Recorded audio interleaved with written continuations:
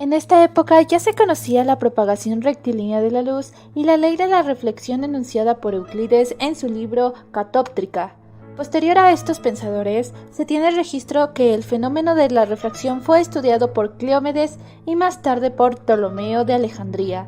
Se tuvo una tabulación muy precisa de los ángulos de incidencia y refracción para varios medios. Después de estos descubrimientos llegó la caída del Imperio Romano Occidental, y ello trajo consigo el comienzo de la Edad Media, en la cual no se produjo prácticamente ningún proceso científico en la región europea por mucho tiempo, por lo que el estudio de la óptica se trasladó al mundo árabe, donde Al-Hazen trabajó en la ley de la reflexión, estudió los espejos esféricos y parabólicos. A su vez, describió detalladamente el ojo humano.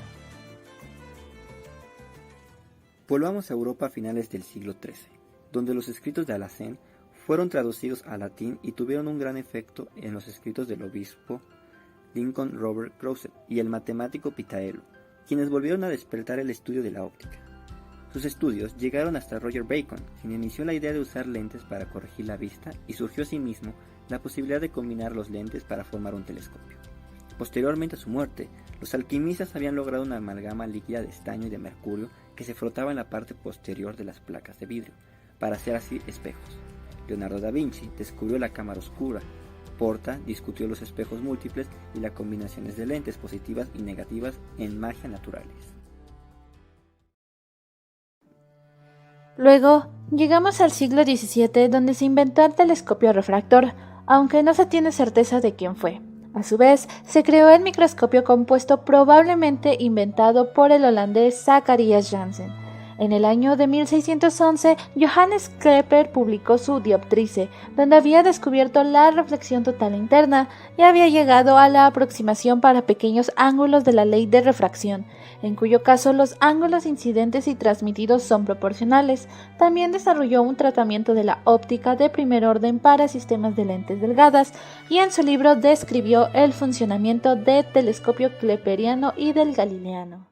Años más tarde, el profesor Snell descubrió de manera empírica la ley de refracción, que había quedado oculta por mucho tiempo, hecho que constituyó un hito en la historia de la óptica, ya que, al conocer exactamente cómo los rayos de luz son redirigidos al atravesar una frontera entre dos medios, abrió la puerta a la óptica aplicada moderna. René Descartes fue el primero en publicar la formulación ahora familiar de la refracción en términos de senos, y por otro lado tenemos a Pierre Fermat, quien, sin tomar en cuenta las suposiciones de Descartes, dedujo de nuevo la ley de la refracción a partir de su principio de tiempo mínimo. Seguidamente a sus antecesores, el profesor Francesco Grimaldi observó el fenómeno de difracción, es decir, la desviación de la propagación rectilínea que ocurre cuando la luz avanza más allá de la obstrucción. A su vez, Robert Hooke observó de igual manera los efectos de la difracción y fue el primero en estudiar los patrones de interferencia coloreados generados por unas películas delgadas. Con ello, propuso la idea de que la luz era un movimiento vibratorio rápido, de medio de propagándose a una gran velocidad. Después, llegó el mayor científico de la historia, Sir Isaac Newton, quien a sus 23 años comenzó sus famosos experimentos sobre la dispersión, con los cuales concluyó que la luz blanca estaba compuesta de una mezcla de una gama completa de colores independientes.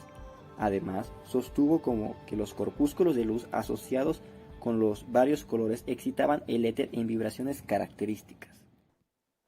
Aunque su trabajo abarcaba simultáneamente la teoría ondulatoria y corpuscular, al paso que envejecía se inclinó más por la teoría corpuscular. Además, a este científico se le atribuye el primer telescopio reflector.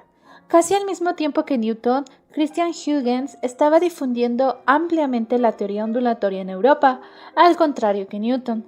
Descartes y Hooke, Huygens concluyó correctamente que la luz efectivamente disminuía la velocidad al entrar en medios más densos, y así pudo deducir las leyes de reflexión y refracción, llegando incluso a explicar la doble refracción de la calcita, usando su teoría ondulatoria, y a su vez, cuando trabajaba en la calcita, descubrió el fenómeno de la polarización.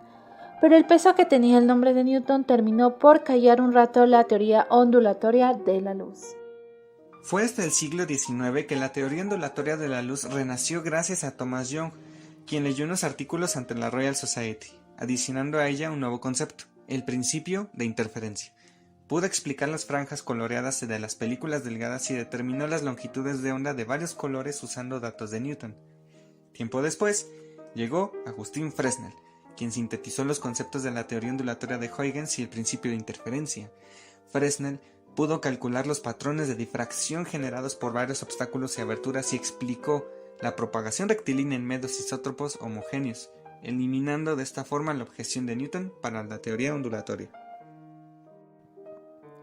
En 1905 nace la teoría especial de la relatividad de Einstein, quien rechazaba la hipótesis del éter y daba sus dos postulados, donde el primero nos señala que las leyes de la física son las mismas en todos los sistemas inerciales, y el segundo postulado nos dice que los observadores en todos los sistemas inerciales miden el mismo valor para la velocidad de la luz en el vacío. Fue con esto que se despojó la idea del éter, y los físicos tuvieron que acostumbrarse a la idea de que las ondas electromagnéticas se podían propagar a través del espacio libre, por lo que la luz se concibió como una onda autónoma. Finalmente, Bohr expuso una teoría cuántica precursora del átomo de hidrógeno que podía predecir las longitudes de onda de un espectro de emisión. Ahora entendemos que la luz emitida por un átomo se debe a sus electrones exteriores. Todo lo anterior llevó al florecimiento de la óptica aplicada en la segunda mitad del siglo XX y que actualmente continúa. Con esto, nos podemos dar cuenta que las respuestas van cambiando, pero la pregunta, ¿qué es la luz?, continúa inmutable.